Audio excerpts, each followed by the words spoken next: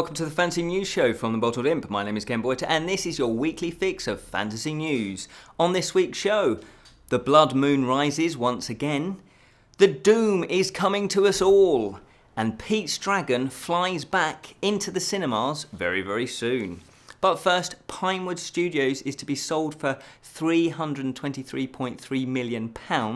That's over 422 million US dollars.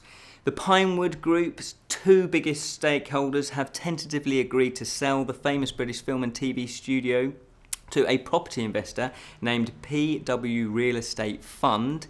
Now, word is they're not going to change it into housing or anything like that. They are going to keep it as a studio, which is a big relief. And the deal does depend, though, on the property investor securing the finances in the next 4 weeks. Pinewood Studios is located in Iver Heath in Buckinghamshire. And it was in 1930, I love this, in 1933 that a millionaire flower magnate, J. Arthur Rank, transformed the existing country club that was on there into a film studio.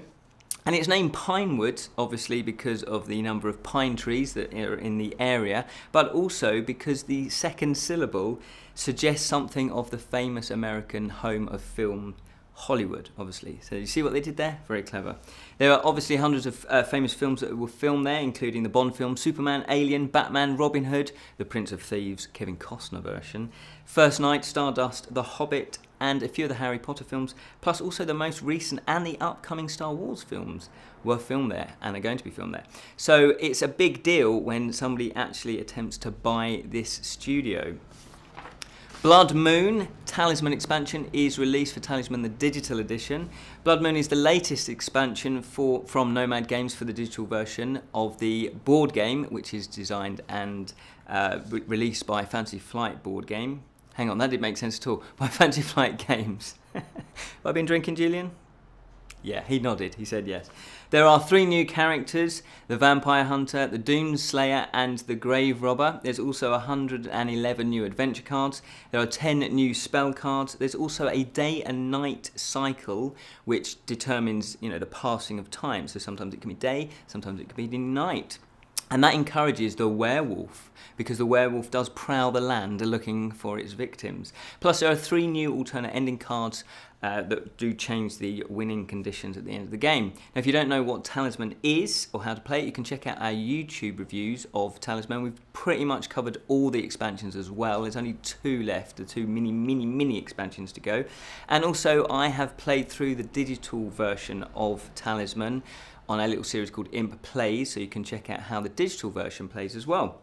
And this Blood Moon is available from Steam, which if you go to steampowered.com, or Nomad Games, which is at nomadgames.co.uk, and we will be putting the links in the descriptions of this episode. Hold on to your shotgun, as Doom is coming to the tabletop again. Fantasy Flight Games is to release a new version of Doom based on the early 90s classic smash hit video game of the same title.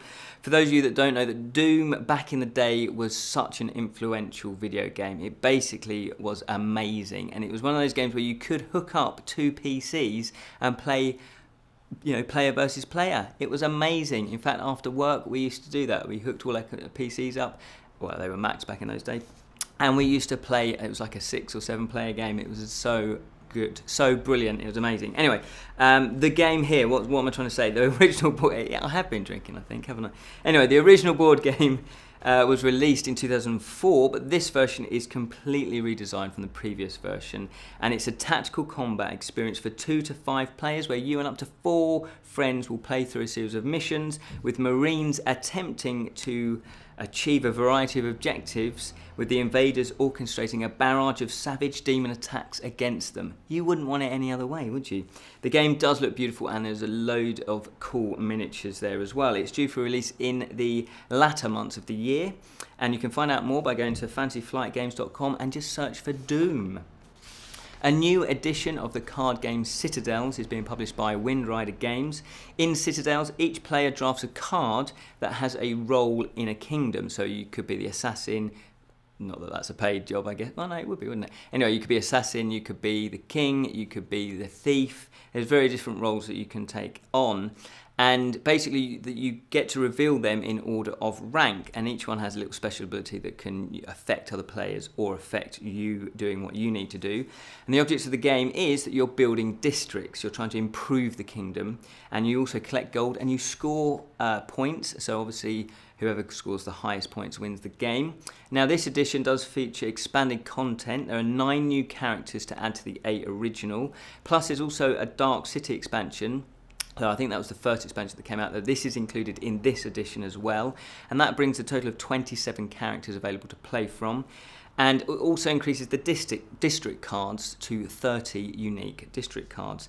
Now, the game's original designer, Bruno Fratelli, has collaborated with Windrider Studios for this edition, so it is in safe hands. And this edition was demoed recently at Gen Con, which is just gone past, and that's in America. And it is expected to be released later on in the year, in the last quarter. And if you go to asmodee.us, you can find out more about it. MacMillan has announced a standalone fantasy novel, The Never King by Jon Abbot. The John Gerard literary agent has sold the world rights to MacMillan for the dark and action-packed book. Jon Abbot, though, is a pseudonym for an established author who is, and I quote, trying an exciting new direction. And that's according to MacMillan.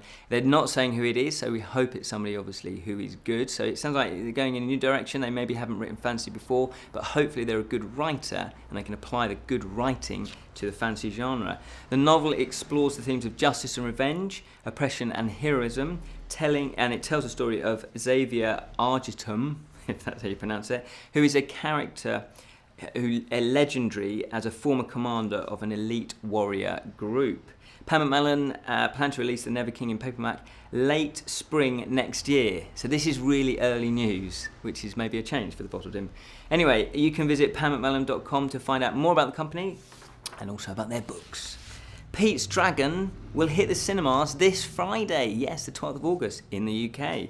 Yes, the 1977 Disney classic that mixed live action with animation is back. This time, though, obviously, it's going to be live action with CGI. And the story is that Ranger Grace Meckham finds a young boy named Pete who lives in the woods for 6 years with a mysterious dragon named Elliot. And with the help of family and friends, Grace is determined to find out Pete's identity and the truth about Elliot. I say, let it be. Why do you have to stick your nose into this if he's happy with his dragon? Anyway, this is 3 years in the making, and this remake, according to Disney, will reinvent the core story of venerable Disney family film, and it isn't going to be a musical. So if you're not a big musical fan, then that will please you. It's directed by David Lowery and stars Bryce Dallas Howard, Oaks Fegley, Wes Bentley, and music by Daniel Hart. And as I say, it's out this Friday, which is the 12th of August. A Monster Call is due for the 21st of October release in the USA this year. I couldn't find details of when it was going to be out in the UK. I'm assuming it's UK as well, because America and the UK seem to be in tandem now with films. It's based on the 2011 novel of the same title. It's written by Patrick Ness and illustrated by Jim Kay. The original idea came from a British writer, and I can't pronounce this name, I'm sorry. I think it's Shona, but no, it's not. It's a bit, and I feel really bad. Maybe I should have asked Julian. Anyway, he's busy doing something else now. Anyway, it's written by a British writer, Siobhan Dowd. It's Siobhan. I know, I got the name in my head, I can't reach it though. Anyway, it's set in present-day England. The film is about a boy called Connor who struggles to cope with the consequence of his mother who has terminal cancer. And Connor is repeatedly visited in the middle of the night by a monster who tells him stories. And Dowd suffered from terminal cancer herself when she came up with the idea and she was developing the story. Unfortunately, she died before she could actually write the story, and hence why they've asked Patrick Ness to write the actual story. And it's really nice to see this story come to life, both obviously in book form and in the cinema. It does look really, really good, and it's got a good, substance to this novel. It's got a good theme, obviously, looking at how somebody can cope with, such terrible news. I'm really excited about this film. It's actually directed by J.A. Bayona and stars Sigourney Weaver, Felicity Jones, Toby Kebbell, Lewis MacDougall, and the voice of the monster is Liam Neeson. I really have been drinking. I haven't. Anyway, Kickstarter news. Star Hat Miniatures are creating heroic scale metal figures for role-playing games. These miniatures are sculpted by hand and then cast in metal by Darcy Perry, who has over 30 years experience. If funded, there'll be 9 new miniatures: Amazon, Barbarian, Burglar, Dwarf, Knight, Ninja, Ranger and the Wizard. Plus they have more that you can unlock if they reach their stretch goals. And there is a higher pledge. It's quite expensive. There is a higher pledge where you can have all the minis and you can have them all painted. And they've got a picture of the quality of painting and it does look fantastic. They actually look really, really cool. They look amazing. So if you're into your RPGs, and obviously, you know, some people like to actually have little figures on the table. So when it gets into combat, you can work out who's where and who's in line of sight and all of that.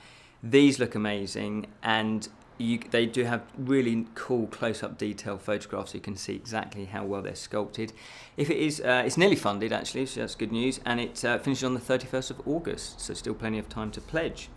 Fate of the Elder Gods by Greater Than Games is designed by Richard Lennis, Daryl Lauder and Chris Kirkman, and it's a 1-to-4 player game where players take on the role of different cults trying to summon ancient evil and herald the fall of mankind. Yes, it's a Cthulhu game, and each cult is competing to first summon their god, but they must also repel intrepid investigators working to seal off the gate to beyond with elder signs. So they flipped it around. You're not playing the investigators. A lot of games you'll be playing the investigators, trying to seal, portals to stop the ancient ones coming out and attacking everybody.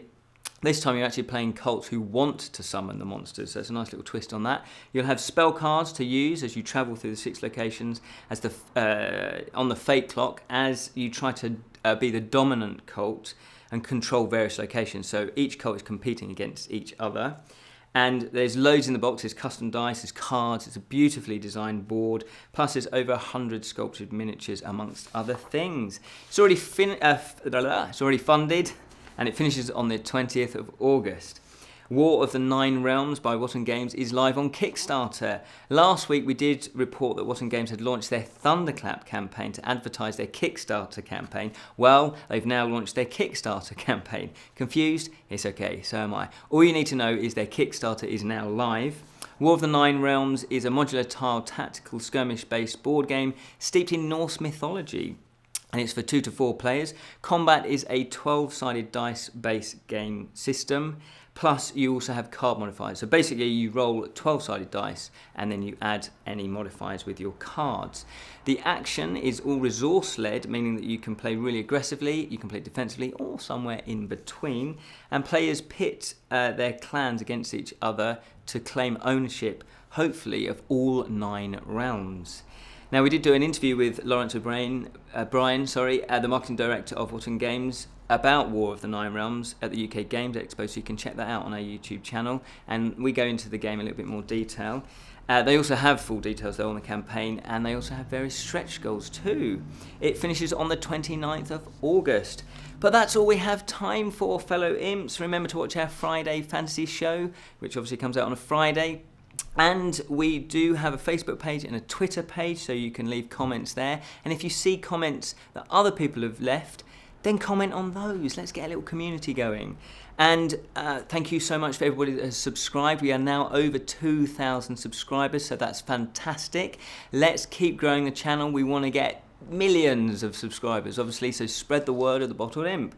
But until next time, fellow imps, remember, keep it unreal, especially if you've been drinking.